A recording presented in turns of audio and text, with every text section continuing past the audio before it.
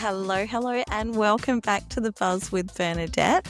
Well, today we're going to talk about something that's quite different. I don't think you're hearing enough about this on any other podcast. It's going to take you back down memory lane. It's going to be a bit nostalgic, but we're going to dedicate this podcast to the absolute chaos that was our childhood TV lineup.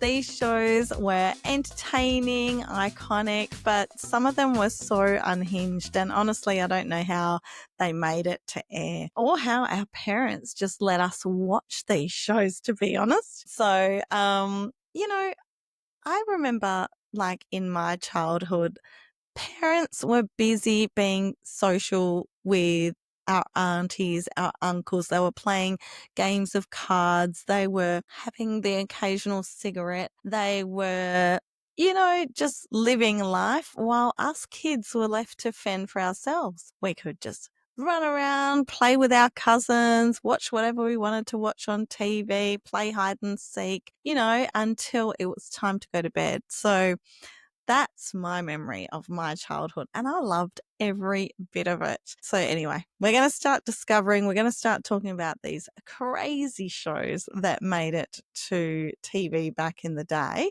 I did ask you guys over on Instagram last week if you had any suggestions, what shows you remember, and I got quite a few responses. A lot of the shows I didn't even remember myself. But I've done some research and I couldn't mention everything, but I've sort of like done my top 5. So let's get straight into the first one. So there was a show it was a British sitcom from the late 70s, and it was called Mind Your Language. Now, this was from the UK. I know my parents really enjoyed watching any like British TV, like they just loved it. Some of the shows I didn't really enjoy, but we didn't really have much of a choice back then. We had our free to air channels and that was it. There was no streaming.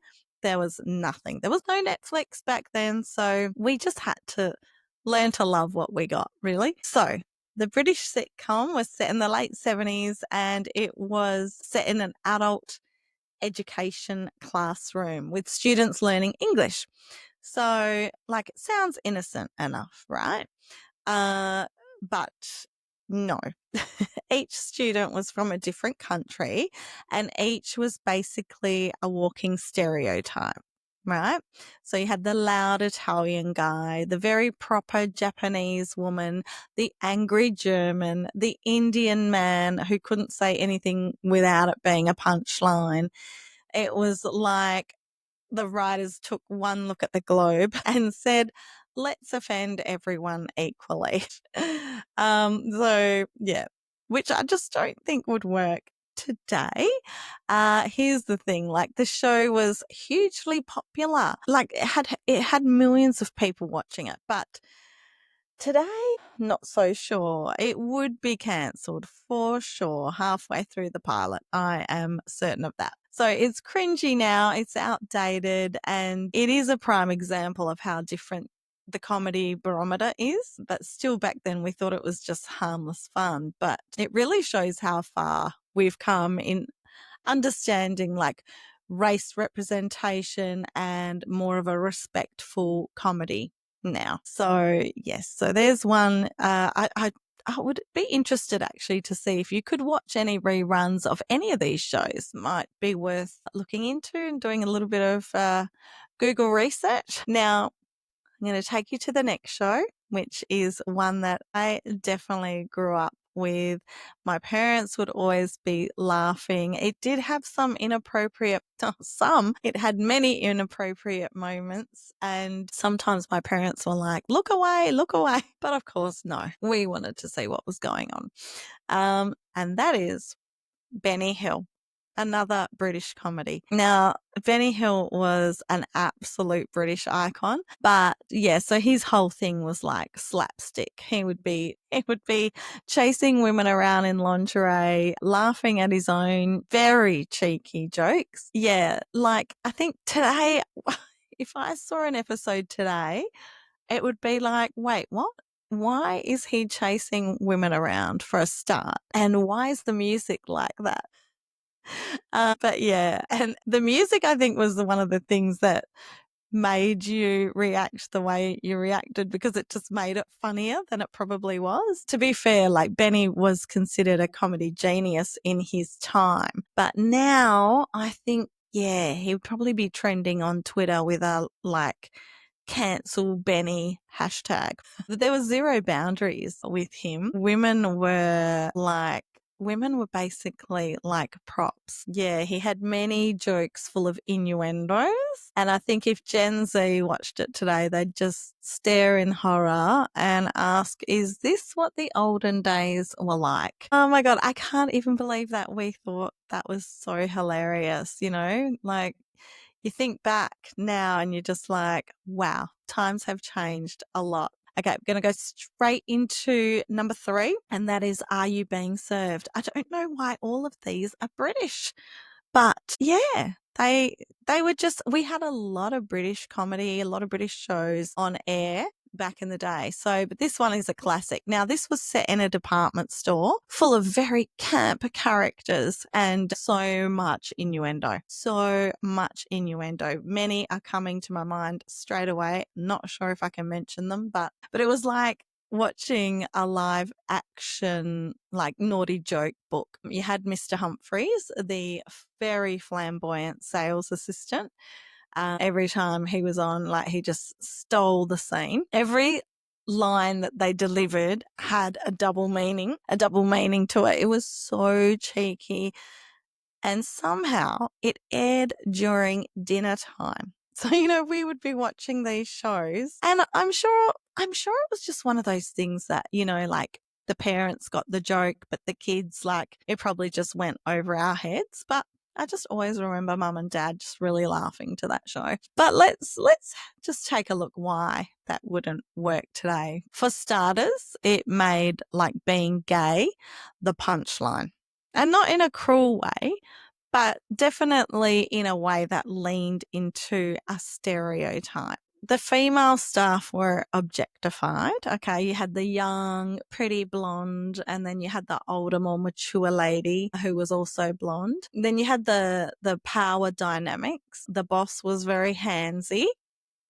The jokes were saucy. The HR departments would just self-combust if this show aired now. But I don't know, dare I say it was sort of like a sign of the times, what bosses being very handsy back in the day. I think all the behaviour that was acceptable back in the day, and I guess came out in the humour in the TV shows, and yeah, it just would not fly today, would not fly. But having said that, the show was very camp, very theatrical, very over the top. But as I said, today's audiences, they demand more respect. And honestly, I love that for us. I love that. Okay, now let's get into some Australian comedy, finally. So we have The Comedy Company, of course, featuring Kylie Mole. I remember this show coming on. It was on weekends. I remember it coming on every week, and we'd all just be waiting for Kylie Mole to come on. Waiting. And she would be like, she goes, she just goes. And so she would always like be mimicking Kylie Minogue. And then sometimes Kylie Minogue would actually make an appearance on the show, which, to think now, Kylie Minogue's so iconic. And to think now they got her to be on that show, amazing. But yeah, it was a very Australian nostalgic show, and it was huge in the late 80s. Kylie Mole had this like nasally voice, bad attitude, and she had, her certain lines like, and she'd go, so excellent. It's just so excellent. She was part of all of the Aussie kids vocab back in the day, whether we watched it or not. Yeah, but looking back, some of these skits would not fly today. There were characters that leaned so heavily into the racial and cultural stereotypes. You had the Aussie larrikin humour, rough around the edges, super blunt. And, even though they were hilarious, they probably wouldn't get the green light with writers today. Yeah, because I guess now we ask, like, who's telling the joke and who's the joke being told about, you know? So we have to be very mindful of, we have to get that genuine humor these days, not a disrespectful humor. Now, okay, so we're going to move on to the next one. We're going to go into an American show, and I loved this show. Absolutely loved this show. This was called Different Strokes. This used to be on like in the afternoon after school, I remember. And this gave us the iconic line, "What you talking about, Willis?" And that was just that boy was so cute. But beyond that, it's a show that mixed family values, some pretty heavy themes. You had two black kids adopted by a rich white man. And while it tried to be like a wholesome, there was a weird sort of like savior complex vibe running through the show. But it did tackle serious topics like racism, class, even abuse in a 20-minute sitcom format. And sometimes it landed, sometimes it didn't. The intentions were good, but the execution by today's standards was a little off. So you had Arnold and Willis, the brothers. I just think if you've tried to pitch this in 2025, you would need an entire task force to just get through pre-production. Our lens has definitely shifted, and as it should shift. The wild part about it all is that these shows, they weren't just background noise. They were part of the culture, part of our upbringing. These days, I find sometimes you do have shows on as a background noise because you're on your phone, you're constantly doing things. But back then, TV was our focus. It was our only focus. We didn't have other things we were doing at the same time. So it definitely was part of our upbringing, and it shaped how we saw the world, how we joked, and even how we dressed. And we watched these shows every week. We'd look forward to them. We didn't have any streaming like, I'll watch it later. You either caught it live or waited for the repeat next summer. We weren't in control of when we watched these things. They were in control of when we could watch. So anyway, despite the chaos, they brought us joy. So they were comfort food for the soul, so to speak. But it's okay to look back and laugh and cringe, and it's okay to say, it was messed up. The theme songs, though, I will say the theme songs still, I think they're still good. I think they still last. But I think growth isn't about pretending things never happened. It's about recognizing why things don't fly anymore, or what doesn't fly anymore, and why it doesn't fly.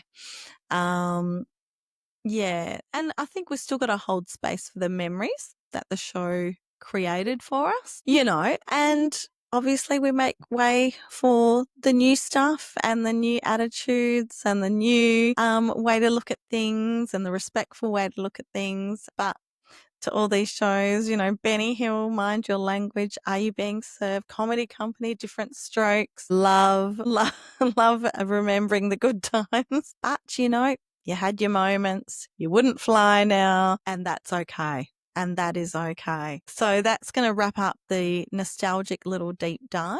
I hope you made it through. I hope you laughed. I hope you gasped. And I hope it actually made you go, oh my God, I totally forgot about that show. And I hope it makes you go and look it up on YouTube. A lot of these are still on YouTube, actually, when I was looking and doing a little deep dive. But if you did love this episode, please share it with somebody. Please send it to them if you think they need to have a little nostalgic moment. And yes, until next time. As always, keep sparkling, stay fabulous. See you next time for episode 51. You've now been listening to episode 50. Milestone, fantastic. And yes, I shall see you next time. See you then.